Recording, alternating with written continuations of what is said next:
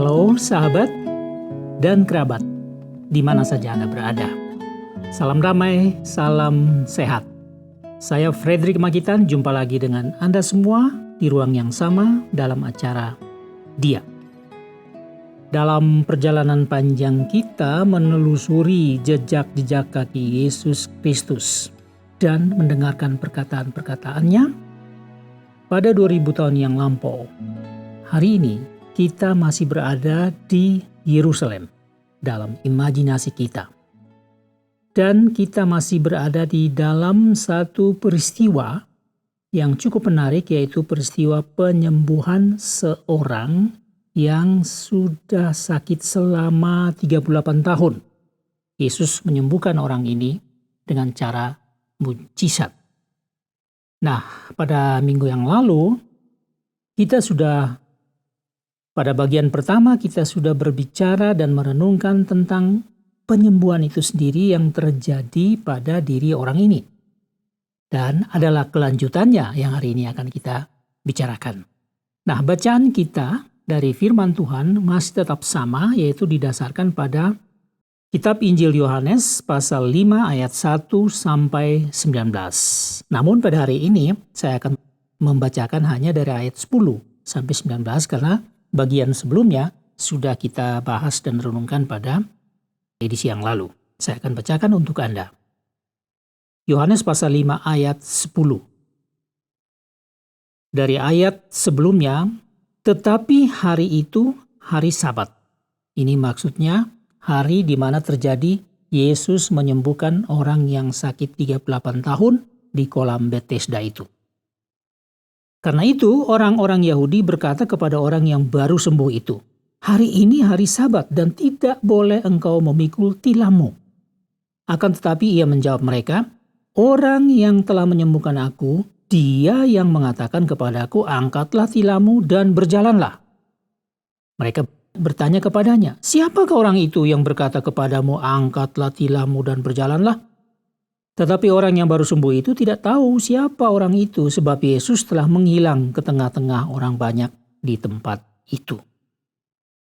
Kemudian Yesus bertemu dengan dia di dalam bait Allah, lalu berkata kepadanya, "Engkau telah sembuh, jangan berbuat dosa lagi, supaya padamu jangan terjadi hal yang lebih buruk." Orang itu keluar, lalu menceritakan kepada orang-orang Yahudi bahwa Yesuslah yang telah menyembuhkan dia. Dan karena itu orang-orang Yahudi berusaha menganiaya Yesus, karena ia melakukan hal-hal itu pada hari Sabat. Tetapi Yesus berkata kepada mereka, "Bapakku bekerja sampai sekarang, maka aku pun bekerja juga." Sebab itu orang-orang Yahudi lebih berusaha lagi untuk membunuhnya, bukan saja karena ia meniadakan hari Sabat, tetapi juga karena ia mengatakan bahwa Allah adalah Bapanya sendiri dan dengan demikian menyamakan dirinya dengan Allah. Maka Yesus menjawab mereka lagi, katanya, "Aku berkata kepadamu, sesungguhnya anak tidak dapat mengerjakan sesuatu dari dirinya sendiri, jikalau tidak ia melihat Bapa mengerjakannya. Sebab apa yang dikerjakan Bapa, itu juga yang dikerjakan anak."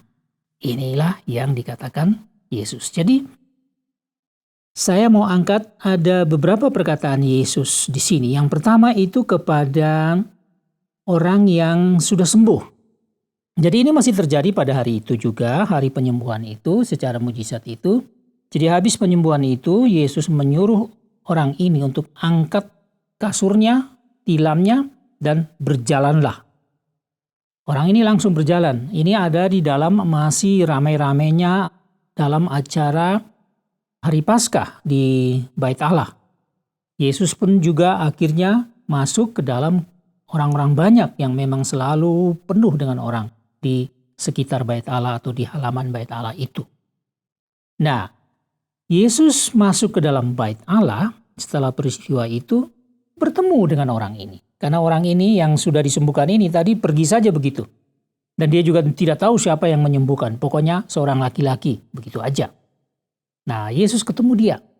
Dan ketemu di Bait Allah ini, Yesus langsung berkata dengan tegas kepada dia, "Engkau telah sembuh.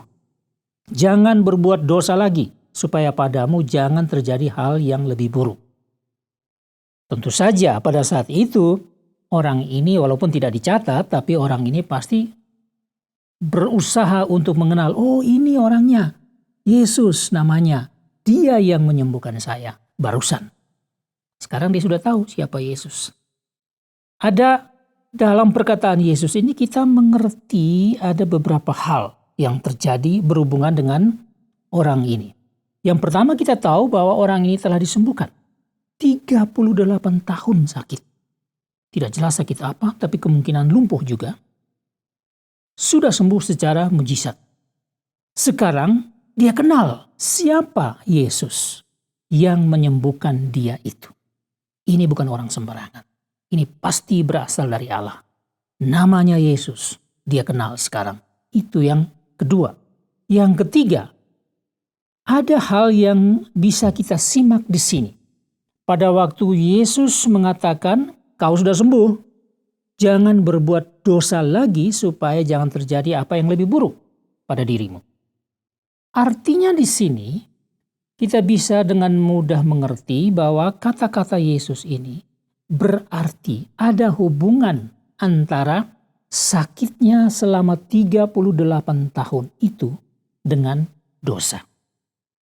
Dengan kata lain, karena ada dosa, maka dosa pribadi orang ini atau dosa siapa tidak tahu. Tapi karena dosa maka ia mengalami penderitaan ini. Ini bisa kita tangkap walaupun kita tidak tahu persis apakah memang karena itu. Tapi kalau bukan karena dosa, memang dia itu menderita oleh karena perbuatan orang lain, akibat-akibat dampak dari peristiwa-peristiwa yang lain ya. Tetapi paling tidak Yesus memberikan satu pesan di sini. Kalau kau sudah sembuh, maka hal yang terpenting yang kau buat adalah, yang harus kau buat adalah hidup suci. Begitu. Jadi setiap orang yang menerima pertolongan Tuhan, apa saja, sembuh dari sakit, atau pertolongan Tuhan dalam bentuk-bentuk yang lain, sesuai dengan permasalahan yang dihadapi oleh orang-orang beriman, selalu ada pesan yang tersembunyi atau pesan yang secara implisit. Yaitu, kalau Anda sudah diberkati Tuhan, kalau Anda sudah disembuhkan Tuhan, kalau Anda sudah dibukakan jalan keluar untuk mengatasi seluruh kesulitan Anda, kalau Anda telah ditolong dengan berbagai macam hal dalam kehidupan Anda, maka satu hal yang Anda harus tahu, yaitu hidup suci. Jangan berbuat dosa lagi. Karena kalau berbuat dosa, ini bisa mengakibatkan berbagai dampak yang lain, ya, di mana orang ini bisa mengalami hal-hal yang lain. Nah, kira-kira seperti itu pesan Yesus. Tapi belum selesai. Jadi ini sudah 3 hal yang kita bisa terima, kita lihat di sini. Yang pertama, orang ini disembuhkan. Yang kedua, dia kenal siapa Yesus yang menyembuhkan dia. Yang ketiga, menerima pesan Yesus yang secara ini sebetulnya secara eksplisit juga, bahwa dia jangan berbuat dosa lagi kalau sudah mengalami satu pertolongan Tuhan. Dan kita lihat pada ayat selanjutnya yang tadi sudah saya bacakan. Yang keempat adalah orang ini keluar. Dia bercerita dengan polosnya kepada orang-orang Yahudi, termasuk kepada para pemimpin Yahudi yang sebelumnya bertanya kepada dia, siapa yang menyembuhkan kamu? Tapi karena dia tidak kenal waktu itu. Sekarang dia sudah kenal siapa Yesus. Artinya bahwa orang ini langsung melakukan satu tugas sebagai seorang yang telah diselamatkan oleh Tuhan, sebagai orang yang telah menerima berkat Tuhan, sebagai seorang yang telah mengenal Tuhan Yesus. Dia mempunyai tugas untuk bercerita tentang siapa Yesus ini yang menyembuhkan dia. Dan dia bercerita itu, dia lakukan itu masih di bait Allah itu juga. Jadi orang-orang banyak tahu, dan terutama para pemimpin Yahudi ini. Ternyata kebahagiaan yang luar biasa yang dimiliki oleh orang yang sudah sembuh ini ternyata membawa satu akibat yang lain pada diri Yesus. Nah, ini menarik. Jadi Yesus menyembuhkan dia, Dan orang ini mengalami kebahagiaan berkat Tuhan yang luar biasa, sembuh dan lain-lain, menerima pesan Tuhan untuk hidup selanjutnya bagaimana. Tetapi dampak dari itu adalah kena pada Yesus sendiri. Nah, apa yang terjadi? Yang kita sudah baca tadi. Begitu dia memberitahukan kepada orang-orang atau khususnya para pemimpin Yahudi, maka ada dua hal yang diangkat oleh orang-orang Yahudi atau para pemimpin Yahudi. Yang pertama, Yesus dianggap bersalah karena melakukan pekerjaan-pekerjaan yang besar di hari Sabat. Ini yang pertama. Mereka begitu tegas. Ini hari Sabat. Kamu tidak boleh begitu. Angkat dalam tempat tidur dan jalan tidak boleh. Termasuk Yesus tidak boleh menyembuhkan orang di hari Sabat. Walaupun ini satu pertolongan yang sangat manusiawi. Menyembuhkan orang yang sudah 38 tahun menderita sakit. Tidak boleh. Karena ini hari Sabat. Nah, kita melihat di sini. Dan oleh sebab apa yang mereka pikirkan salah dilakukan oleh Yesus ini, maka yang mereka lakukan adalah yang mereka mau buat atau mereka berniat adalah menganiaya Yesus. Karena dia melakukan pekerjaan penyembuhan itu di hari Sabat. Seharusnya tidak boleh. Apa yang kita pahami di sini? Hari Sabat adalah aturan hukum Taurat. Benar. Harus ditaati, benar. Tapi kenapa orang yang sakit ini disembuhkan pada hari Sabat? Mestinya tidak menurut mereka. Artinya di sini bahwa kita dapat melihat sedikit tembus pandang. Bahwa pemimpin-pemimpin Yahudi ini meskipun mereka adalah pemimpin-pemimpin Yahudi, pemimpin agama. Tingkat kepekaan mereka terhadap tentang hati Allah. Maksud Allah di balik hukum-hukum Taurat. Tingkat kepekaan mereka atau sensitivitas mereka masih sangat rendah. Jadi mereka tidak mampu melihat bahwa di balik seluruh hukum yang ada yang harus ditaati itu, ada Allah yang penuh belas kasihan. Bagi Allah yang paling penting adalah penyelamatan manusia. Meskipun dia berdosa. Itu yang paling penting. Tapi yang bagi orang-orang para pemimpin ini, yang penting adalah aturan-aturan yang positif. Aturan-aturan hukum yang tertulis. Ini yang lebih penting. Seakan-akan bahwa keselamatan dan penyelamatan itu didasarkan pada aturan-aturan yang harus ditaati. Bukan pada belas kasihan atau kasih Allah yang tak terhingga luasnya. Ini persoalan. Jadi pemahaman tentang hukum Taurat dan segala hukum Allah bukan merupakan jaminan bahwa seseorang dapat memahami apa yang sebenarnya ada di dalam hati Allah yang penuh belas kasihan terhadap manusia berdosa, manusia yang menderita, baik secara psikis maupun secara fisik. Ini mereka tidak paham. Jadi sekarang melalui peristiwa ini seharusnya mereka terbuka matanya. Yang kedua yang kita lihat sebagai dampak. Pada waktu mereka tahu bahwa ini Yesus. Lalu mereka mempertanyakan itu. Lalu apa yang Yesus katakan kepada mereka? Jadi kan mereka mempertanyakan itu tidak boleh dilakukan pada hari Sabat. Mereka berusaha menganiaya Yesus. Maka apa jawab Yesus? Nah, ini perkataan Yesus yang berikutnya. Bapakku bekerja sampai sekarang, maka aku pun bekerja juga. Yesus katakan begini. Lalu apa yang setelah Yesus katakan begini, sikap mereka, tanggapan mereka, pemahaman mereka menjadi lain. Dalam ayat 18 dikatakan, sebab itu orang-orang Yahudi lebih berusaha lagi untuk membunuhnya. Bukan saja karena ia meniadakan hari Sabat atau tidak menghargai hari Sabat, tapi juga karena ia mengatakan bahwa Allah adalah Bapanya sendiri dan dengan demikian menyamakan dirinya dengan Allah. Jadi ini berarti bahwa seorang benar seperti Yesus yang suci, yang melakukan kebaikan, kebenaran, yang memanggil Allah sebagai Bapanya, karena memang Allah adalah Bapanya, ada hubungan yang begitu erat menjadi satu dengan Allah Bapanya. Mereka menganggap itu sebagai penghujatan terhadap Allah. menurut pemahaman mereka. Sehingga mereka merasa bahwa ini memang harus dibunuh. Nah, sekarang kita bisa bayangkan bagaimana orang-orang yang pemegang kitab-kitab tebal tentang hukum-hukum Allah ini dapat mempunyai sikap seperti itu. Kalau ada seseorang merasa dekat dengan Allah dan memanggil Allah itu Bapa, itu satu penghujatan dan itu satu dosa besar. Lalu hukumannya harus mati. Bayangkan, ini kan kita tidak bisa paham.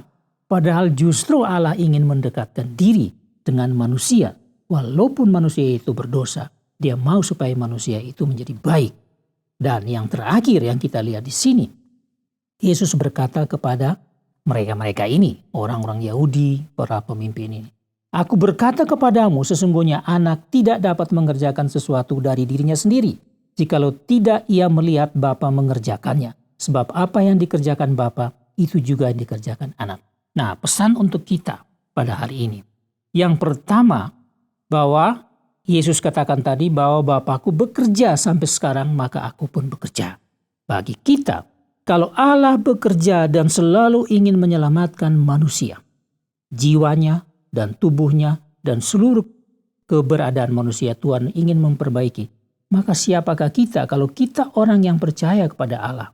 Pastinya kita giat bekerja, memberikan seluruh kehidupan kita, seluruh kemampuan kita, talenta kita, pengertian kita, keterampilan kita pakai untuk pekerjaan yang sama, yaitu bekerja untuk penyelamatan orang lain, untuk kebaikan orang lain, menaburkan kebenaran, benih-benih kebenaran, benih-benih kerajaan Allah itu. Dan yang kedua adalah bahwa kita tidak melakukan apa yang tidak dilakukan oleh Allah.